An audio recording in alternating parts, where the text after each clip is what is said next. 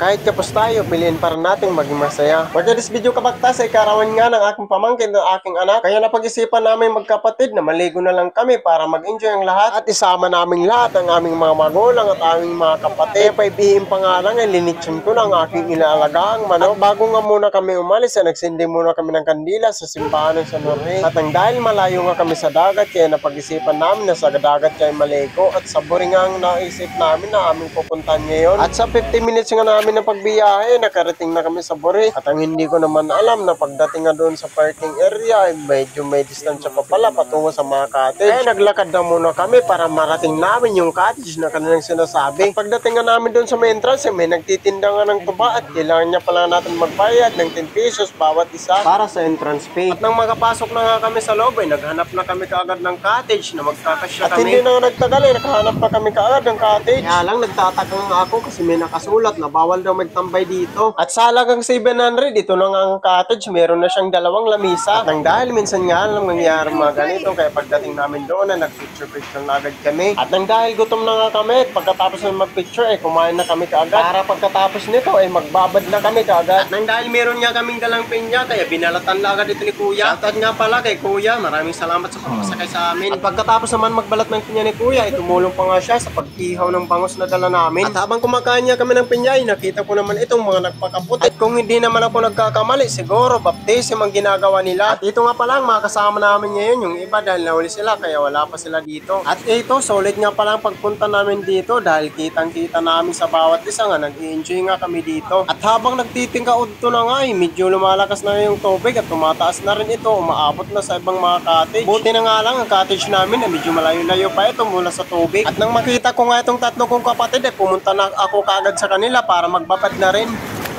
Konta kasama ka!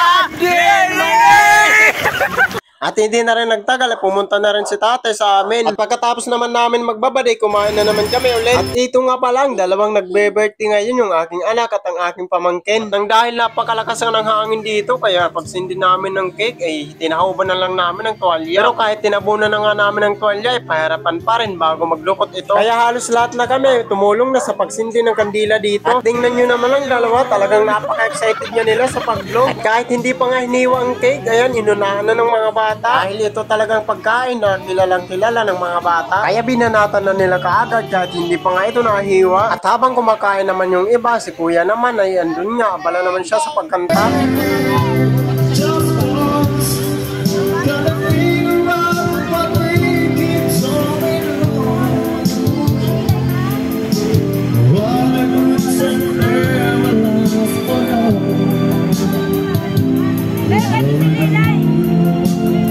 At ito, napakalakas nga pala ng alon kapag hapon na dito. Kaya ayan, lumalabo na nga yung tubig dito sa gilid. Pero ayan, kitang-kita naman natin na napakarami pa rin ng tao kahit hapon na. Kitang-kita nga natin ang pag-i-enjoy ng bawat isa. Kaya shoutout nga pala sa lahat ng mga nakasama namin. Maraming salamat Panginoon sa panahon ito. Na kahit papano, nagtipon-tipon din ang buong pamilya. Lalong-lalo na sa aking biyanan sa Marie Molera mula pang Northern Samar, nagbayahe hanggang dito sa Western Samar. Sama lang ang kanyang mga anak at mga apo. At pati na rin sa aking mga magulang at kapatid at bayaw na naglakad pa lang ng 5 oras para lang makasama.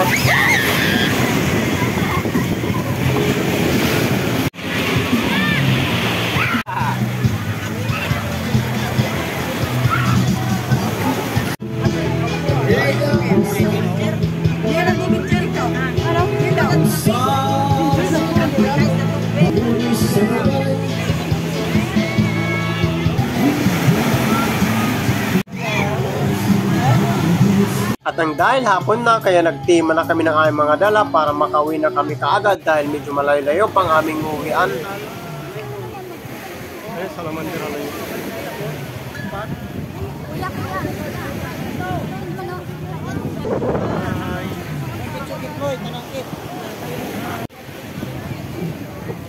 Okay guys, suman na kami outing. Thank you God. Mauli na kami. Bye! Bye! Bye!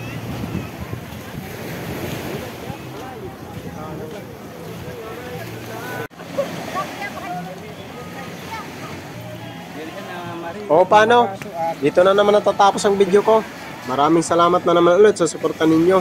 Pa-like and share na lang ho sa ating video. At pasubscribe na rin po sa YouTube channel ko.